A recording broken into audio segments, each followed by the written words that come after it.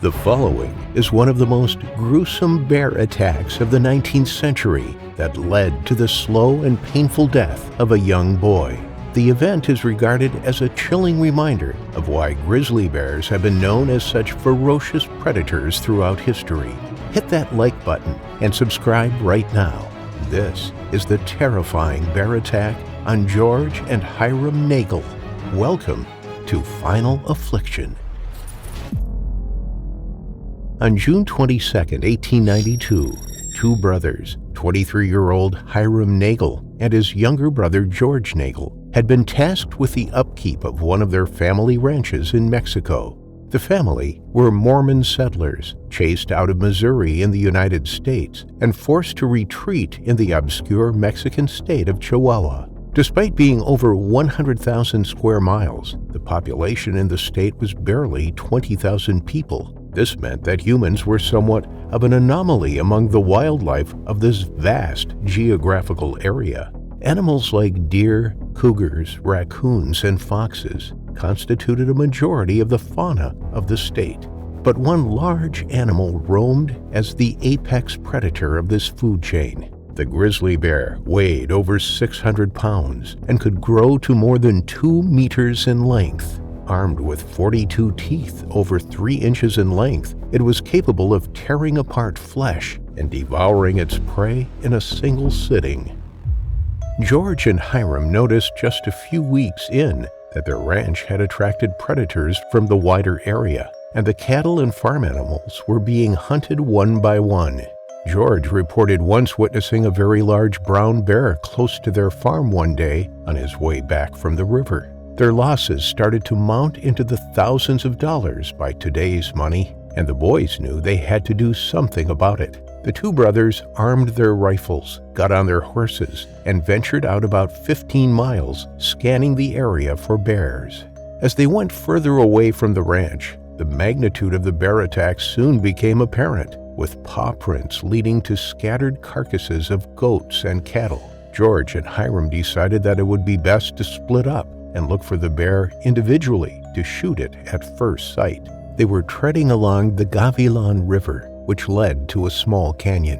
To the side of the hill, George noticed a large brown bear in the distance and immediately yelled at Hyrum to group closer for the kill. They got off their horses and took an aim straight for the large furry animal. Hyrum took several shots with his Winchester rifle, and George took aim for the bear's head. They opened fire from a considerable distance and were confident that the animal would soon succumb to its injuries. The bear was hit in the torso and legs and limped further behind the canyon, trying to escape the burst of gunshots. Before it disappeared behind the rocks, George took one more chance and set another bullet in the bear's direction. The animal bawled in pain and tried to run away. It collapsed a few times before getting up to stagger a few steps further.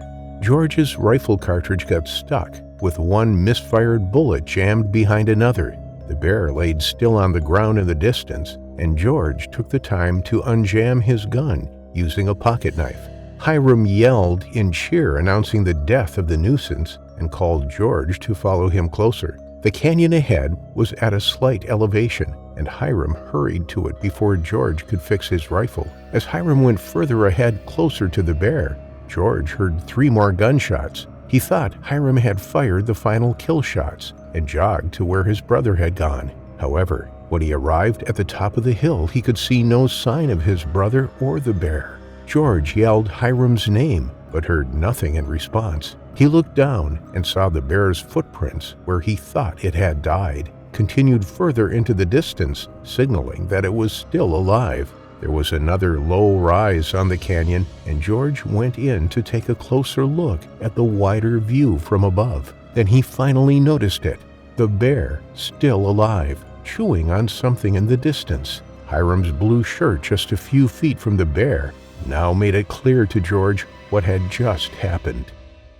He screamed for his brother and tried to scare the bear away. The animal had chewed off Hyrum's hand, which momentarily pacified it, and ran away. George hurried toward his brother, who was losing blood fast and had deep bite wounds all over his body. He was dripping in blood as his consciousness started to slip away. But then he noticed the bear coming back from the side. George aimed his rifle and took one final shot as it charged towards them. The bullet from the close distance hit its thigh, and the bear tried to claw its way up a tree, but it had now been severely injured and dropped to the ground, writhing in pain. George walked up close to it and shot one final round straight into the bear's head. The animal was finally dead. George worriedly stumbled back to his brother, and that's when the true gravity of his injuries became clear to him. Hyrum was maimed and mangled by the giant grizzly bear. His neck had deep bite marks of the animal's 3-inch-long canine front teeth. His scalp was peeled off from the front. His skull was punctured from the right, leaking his brain fluid. Hyram's hand had been completely bitten off, and his entire torso was a bloody and horrifying sight of wounds, cuts, and bite marks. Young George realized the predicament he now found himself in, trapped 15 miles from their ranch in the middle of the wilderness and the threat of more predators, while his brother's life slipped away with every passing second.